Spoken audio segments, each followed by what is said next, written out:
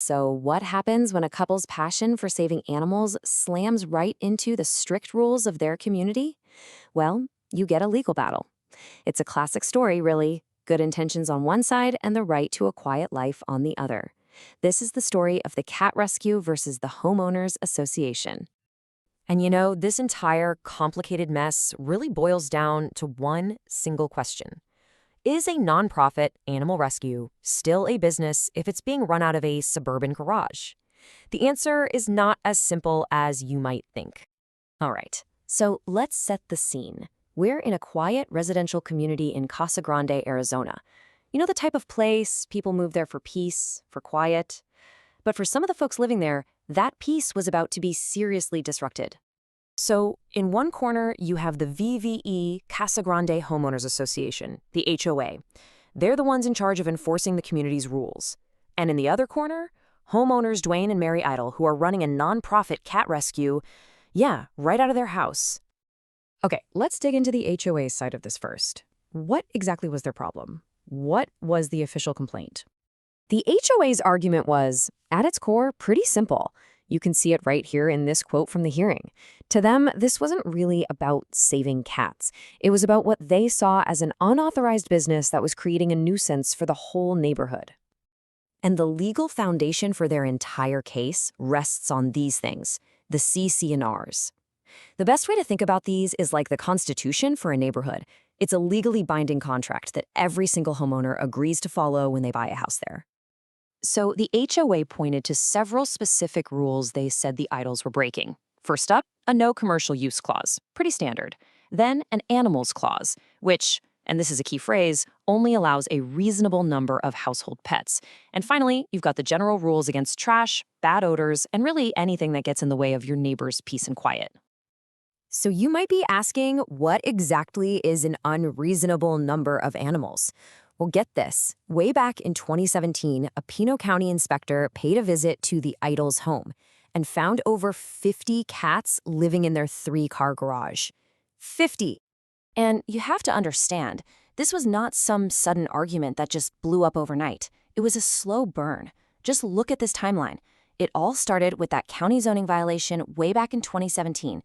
And for years, there were complaints, inquiries, warning letters. It just kept escalating until the HOA finally filed an official petition in 2023. This thing was brewing for a long, long time. All right, so now let's flip the script and look at the other side of the story. How on earth did the Eitels defend their cat rescue against all these complaints? And this chart right here just perfectly sums up the whole problem. Where the HOA saw an illegal business causing a huge nuisance, the Eitels saw a charitable mission. They saw themselves as just fostering animals until they could find them a forever home, and they argued they were doing it all by the book. Their defense really came down to a few key points. They said, hey, hold on. We're a registered 501c3 nonprofit, not a business trying to make money. They insisted that everything was contained inside their garage, that their 2 daily volunteers were no different than having, say, a housekeeper come by.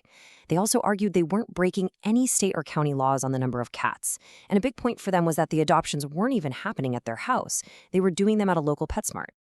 So you've got these two very strong, very different arguments.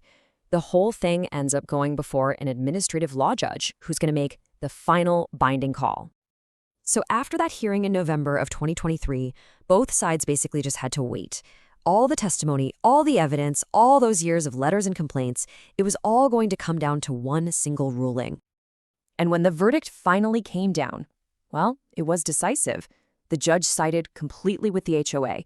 The petition was granted, case closed. Okay, so the HOA wins.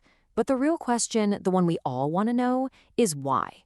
Why did the homeowners' arguments about being a nonprofit, about it all being for charity, why did that ultimately fail? The judge's reasoning really boiled down to 3 key things. First, the judge basically said that just because you're a nonprofit doesn't mean you're not a business. The court found that argument to be legally inaccurate. Second, and this is huge, was the distinction between pets and inventory. Mr. Eitel himself admitted on the stand that the cats weren't personal pets. They were inventory for the rescue. And third, at the end of the day, your good intentions don't give you a free pass to create a nuisance. The neighbor's right to a quiet life just simply came first.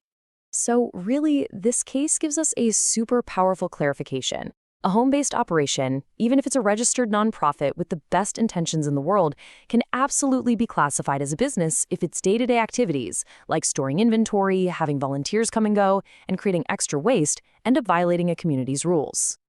And that kind of leaves us with a fascinating question to chew on, doesn't it? I mean, in an age where more and more of us are working from home, or running side hustles, or pursuing our passions right from our property, where exactly does your community draw that line? Where does a hobby stop and a home business begin? As this case clearly shows, the answer to that question can have some very, very real consequences.